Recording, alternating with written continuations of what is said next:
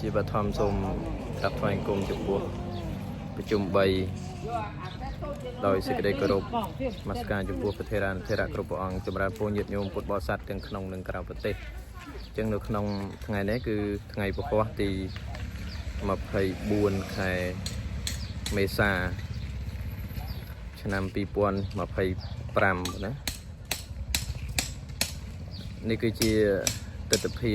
ក្រុមកិច្ចការងារប្រសង់ជួយសង្គមនៅក្នុងស្រុកមង្គលបុរីខេត្តបន្ទាយមានជ័យដោយថ្ងៃនេះខ្ញុំប្រកាសអាត្មាភាពប្រគ្រូចតកាវត្តចាញព្រមទាំងបងគ្រូចតកាវត្តវិស័យក្រោបទំនេរបន្ទាប់អំពីចូលឆ្នាំប្រពៃណីជាតិហើយគឺ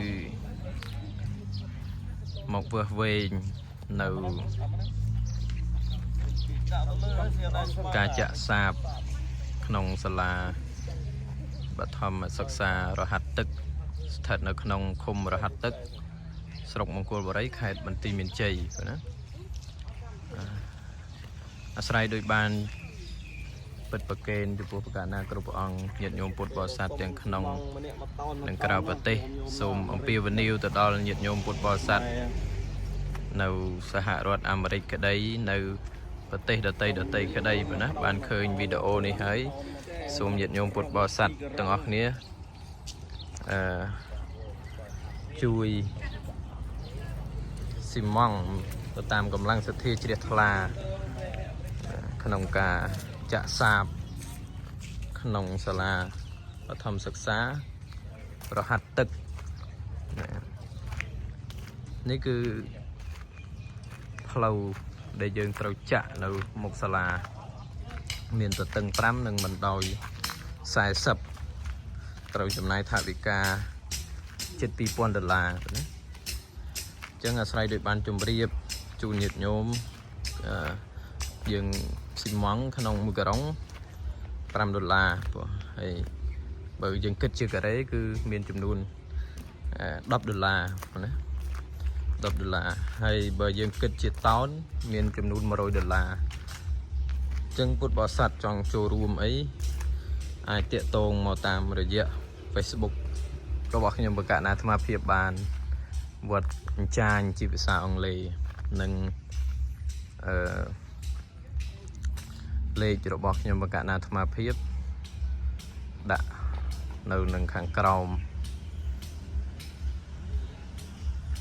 ការផុសដោយសាលាដែលមានការខ្វះខាតច្រើនប៉ុណ្ណាមានការខ្វះខាតច្រើនហើយឃើញថាអ្នកគ្រូនិយាការនៅក្នុងសាលារហ័ត្នទឹកនេះគឺគាត់បានរៀបចំស្អាតមានសួនច្បារមានដើមឈើមានអីជាដើមអញ្ចឹងទៅណាមានដើមឈើមានអីជាដើមហើយយើងបានជួយសាលានេះបានមួយកម្រិតហើយមានដងទួងព្រមទាំងផ្លូវបេតុងផ្លូវបេតុងហ្នឹងអញ្ចឹងបន្ទាប់អំពី3ឆ្នាំកន្លងមកដែលយើងបានជួយចាក់សាបនឹងផ្លូវបេតុងនេះឥឡូវនេះគឺយើងកំពុងតែចាប់ផ្ដើមក្នុងការចាក់ផ្លូវមួយខ្សែទៀតដោយខ្វះថវិកាគឺមានតែពេលវេលាទៅដល់ប្រកាសណាគ្រប់ព្រះអង្គញាតិញោមពុទ្ធបរិស័ទនៅក្រៅប្រទេសមេត្តាចូលរួមជួយទៅតាមកម្លាំងសទ្ធាជ្រះថ្លានេះផ្លូវដែលយើងបានចាក់អញ្ចឹងមានតែសង្ឃឹមទៅលើញាតិញោមពុទ្ធបរិស័ទ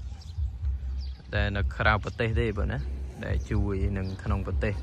សូមមេត្តាចូលរួមទាំងអស់គ្នាបងយ៉ាងខ្ញុំប្រកាសអាត្មាភាពសូមអរគុណនិងសូមអរគុណ